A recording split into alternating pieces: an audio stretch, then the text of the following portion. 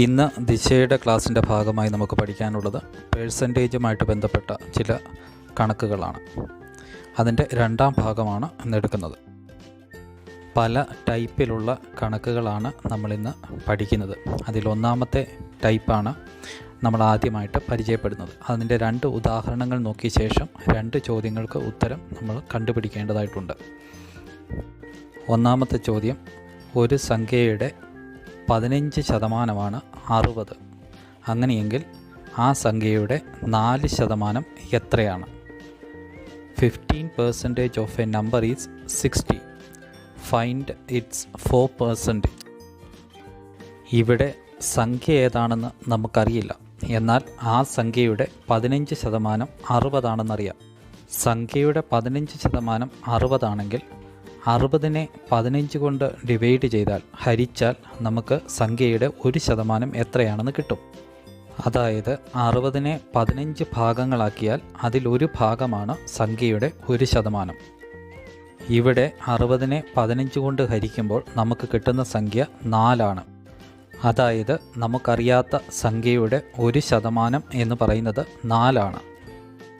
അതുകൊണ്ട് ആ സംഖ്യയുടെ 4% കണക്കാക്കണമെങ്കിൽ ഈ കിട്ടിയ ഉത്തരത്തെ 4 കൊണ്ട് ഗുണിക്കണം. അപ്പോൾ നമുക്ക് കിട്ടുന്ന ഉത്തരം 4 × 4 16 എന്നതാണ്. അതായത് 16 ആ സംഖ്യയുടെ 4%. അടുത്തതായി നമ്മൾ പരിചയപ്പെടുന്ന ചോദ്യം, 20% of a number is 60.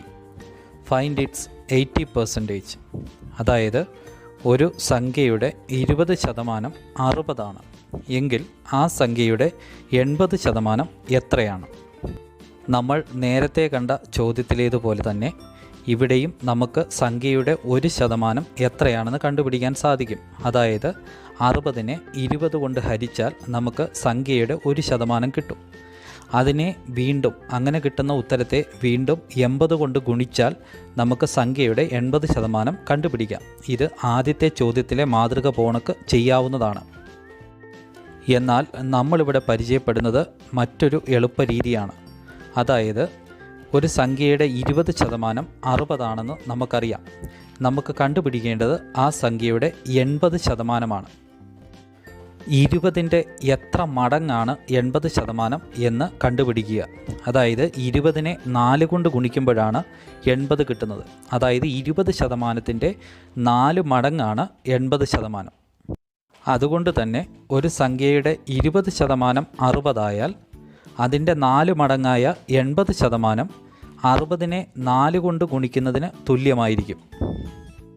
60നെ 4 കൊണ്ട് ഗുണിക്കുമ്പോൾ നമുക്ക് കിട്ടുന്ന ഉത്തരം 240 എന്നാണ്. അതായത് ആ സംഖ്യയുടെ 80% 240.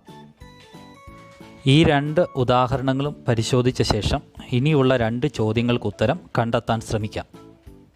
32 students passed in an exam. The pass percentage was 80. Find the number of students failed. 32 കുട്ടികൾ പരീക്ഷയിൽ വിജയിച്ചു. വിജയശതമാനം 80 ആണെങ്കിൽ എത്ര കുട്ടികൾ പരീക്ഷയിൽ തോറ്റു എന്ന് കണ്ടെത്തുക.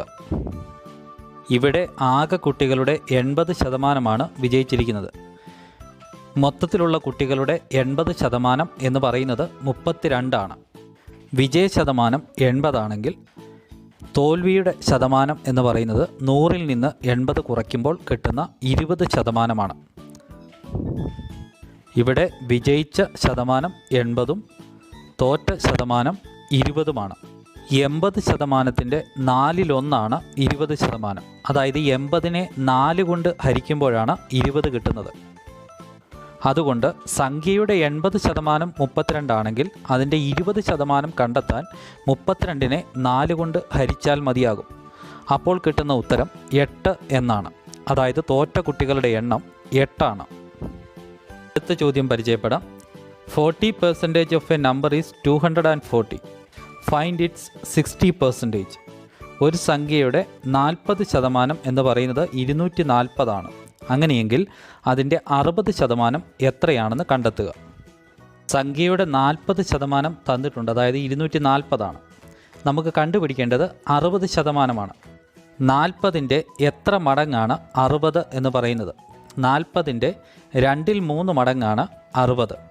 അതായത് 40നെ 2 കൊണ്ട് ഹരിക്കുമ്പോൾ നമുക്ക് കിട്ടുന്ന സംഖ്യ 20ആണ്. 20നെ 3 കൊണ്ട് ഗുണിക്കുമ്പോൾ നമുക്ക് കിട്ടുന്നത് 60. 40നെ 2/3 കൊണ്ട് ഗുണിക്കുമ്പോൾ നമുക്ക് കിട്ടുന്നത് 60ആണ്. സംഖ്യയുടെ 40% 240 ആണെന്ന് നമുക്കറിയാം. അതുകൊണ്ട് 60% കണ്ടെത്തണമെങ്കിൽ 240നെ 2/3 കൊണ്ട് ഗുണിച്ചാൽ മതിയാകും. അപ്പോൾ കിട്ടുന്ന ഉത്തരം 360 എന്നാണ്. പേഴ്സൻറ്റേജുമായി ബന്ധപ്പെട്ട, ശതമാനവുമായി ബന്ധപ്പെട്ട രണ്ടാമത്തെ ടൈപ്പ് ചോദ്യങ്ങളാണ് നമ്മൾ ഇനി പരിചയപ്പെടുന്നത്. അതിനു മുമ്പായി അതുമായി ബന്ധപ്പെട്ട ഒരു ഫോർമുല എന്താണെന്ന് നോക്കാം. If A percentage of B percentage of C is equal to D, then C is equal to D into 100 into 100 divided by A into B.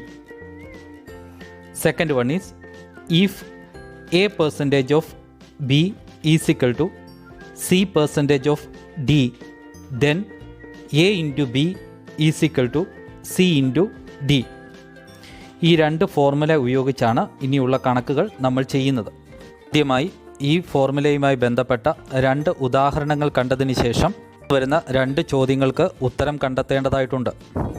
The first question is 30% of 20% of a number is 15. Find the number. അതായത് ഒരു സംഖ്യയുടെ 20%ൻ്റെ 30%ആണ് 15 എന്നുള്ളത്.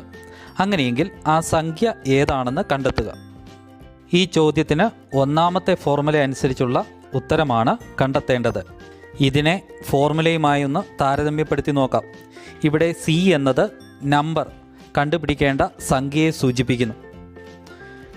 A എന്നത് 30% അല്ലെങ്കിൽ 30% ആണ്. B എന്നത് 20% അല്ലെങ്കിൽ 20% ആണ്. ഇവിടെ ഡി എന്നത് സംഖ്യയുടെ 20%ൻ്റെ 30%മായ 15 ആണ്. നമ്മളിവിടെ കണ്ടുപിടിക്കേണ്ട സംഖ്യയെ എക്സ് എന്ന് ഡിനോട്ട് ചെയ്തിരിക്കുന്നു, എക്സ് എന്ന് സൂചിപ്പിച്ചിരിക്കുന്നു. അതായത് സിക്ക് പകരം എക്സ് എന്നാണ് എടുത്തിരിക്കുന്നത്. ഫോർമുല പരിശോധിച്ചാൽ നമുക്ക് മനസ്സിലാകും. സംഖ്യ കണ്ടുപിടിക്കാൻ D into 100 into 100 divided by A into B എന്ന് കാൽക്കുലേറ്റ് ചെയ്താൽ മതിയാകും. ഇവിടെ ഡി എന്നത് 15ഉം എ എന്നത് 30ഉം ബി എന്നത് 20ഉമാണ്. അവയെ സൂത്രവാക്യത്തിൽ പ്രയോഗിക്കുമ്പോൾ, ഫോർമുലയിൽ സബ്സ്റ്റിറ്റ്യൂട്ട് ചെയ്യുമ്പോൾ നമുക്ക് കിട്ടുന്ന ഉത്തരം എക്സ് ഈക്വൽ ടു 15 ഗുണം 100 ഗുണം 100 divided by 30 into 20 equal to 250, 250 എന്നുള്ളതാണ് ഉത്തരമായി വരുന്നത്. Let's see the next question. 20% of a number is 30% of 40. Find the number. ഒരു സംഖ്യയുടെ 20% എന്നത് 40 എന്ന സംഖ്യയുടെ 30%-ന് തുല്യമാണ്. അങ്ങനെയെങ്കിൽ സംഖ്യ ഏതെന്ന് കണ്ടെത്തുക.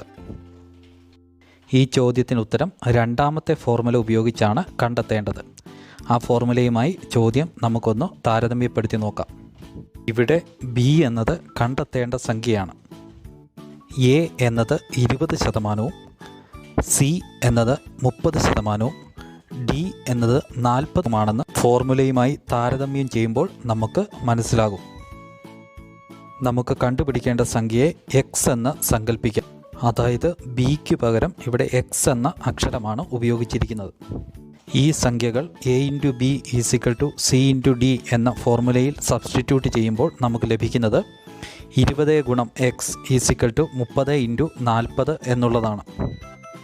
ഫോർമുല റീഅറേഞ്ച് ചെയ്യുമ്പോൾ നമുക്ക് എക്സ് ഈക്വൽ ടു 30 ഗുണം 40 ഡിവൈഡഡ് ബൈ 20 എന്ന് ലഭിക്കും. ഇതിൻ്റെ ഉത്തരം 60 എന്നുള്ളതാണ്. അതായത് നമുക്ക് കണ്ടുപിടിക്കേണ്ട സംഖ്യ 60 ആണ്.